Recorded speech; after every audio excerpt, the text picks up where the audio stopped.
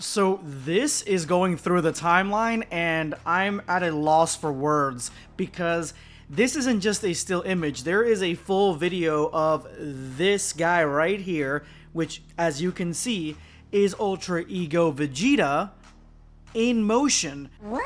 And the game hasn't even dropped yet, so the question of whether it's a mod or anything is completely off the table. So where did this come from? Who made this? Is it real? That is the main question, because I've been seeing this posted everywhere, and even huge people in the Dragon Ball video game space like Burkle, they don't know what to make of this at all. So what is going on here? So all of you guys, let's put on our detective glasses and our detective hat and the detective pipe and see exactly if this is real or not, and whether or not this could even work at all. Because if you guys think that Whis having automatic Ultra Instinct in the game is going to be broken, ho, you guys don't know anything yet. Wait till this guy shows up in the video game, because his ability, his passive ability seemingly, is just so overpowered that it could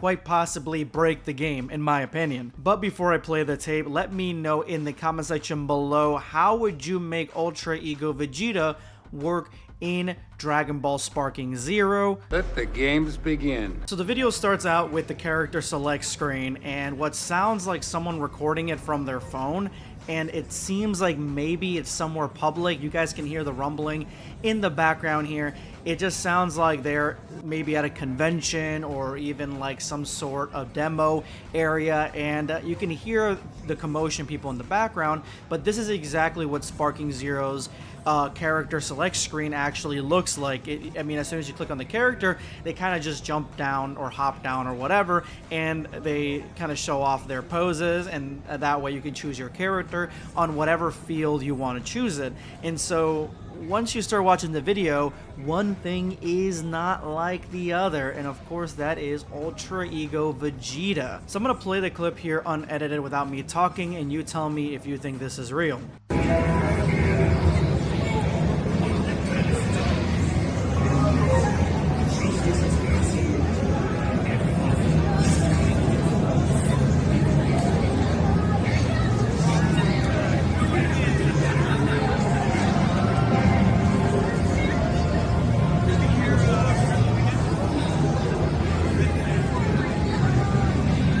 Not a long clip, but to me it is so real seeming. Okay, that's kind of what I take from it. It just has such an aura of realness to it, mainly due to the fact that you basically have the animation matching the edit. If I'm explaining that correctly, I don't know if I am, but it seems like it's real because it just matches too well. It seems like it's a mod. That's kind of like the best way to explain it. Now, here are the telltale signs that this is a forgery, a fake, and this is not real. And besides the fact that Bandai have not said anything about it, no one has talked about it, and nobody's saying that this is a leak, the shadowing on Ultra Ego Vegeta's forehead is what is kind of pulling me back a little bit. I think it just seems off, and this is what most people are talking about, that the shadow itself, it doesn't fit his forehead. It feels like his forehead is colored in or caved in. To be honest, the first time that I saw it, it just seemed like it was just completely out of place, but that is because we're not used to like seeing this on Vegeta, I guess. Now, the only other character that's a Saiyan that has a brow like this is Super Saiyan 3 Goku, the GOAT. So I looked through screenshots of Super Saiyan 3 Goku in the game so I can see if maybe this is something that he has, and it looks like it's darker in that area in various shots in the game because of, I mean, it is a more pronounced brow, I guess, just the shadow and the shading of it. But this is not the actual video game. This is not the gameplay portion of the video game. This is the character select screen. So what does Super Saiyan 3 Goku look like in the character select screen? Well, he looks like this. No shading at all. So that's a huge strike on this being fake. And you know what does have shading on it? This artwork right here that I've seen, that I've used actually in my last video, but I've seen in different thumbnails and artwork on DeviantArt and just going around as memes. And you can see that Ultra Ego Vegeta has some shading in his forehead. That is one huge red flag that this is a forgery. The next thing is probably the most apparent to you guys if you guys pay attention to the manga and if you guys really know the details of these transformations and where they come from. And I'm gonna go ahead, give you guys a second, go ahead and see what is missing from this Vegeta, this Ultra Ego Vegeta. 1 second is over. This Ultra Ego Vegeta is missing his earring. Remember, Beerus gives him the earring because he is a trainee of the God of Destruction. It is like basically his gi, I guess, for Beerus being his master. So this doesn't have it at all. I mean, you can look at it, it doesn't have it. So with that being said, and the fact that the shading seems off compared to everybody else, this is a clever edit and something that is, to me, certified 110% not real.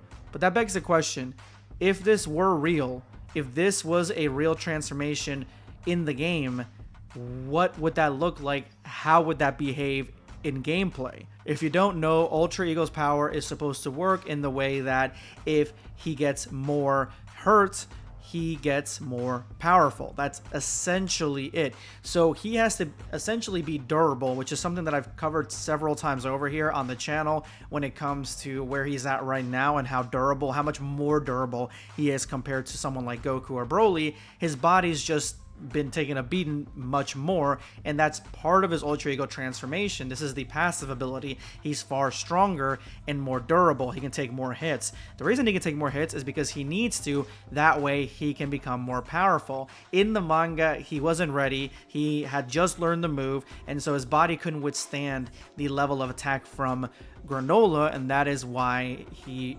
essentially failed. But it's supposed to be the opposite. So how would this work in the game?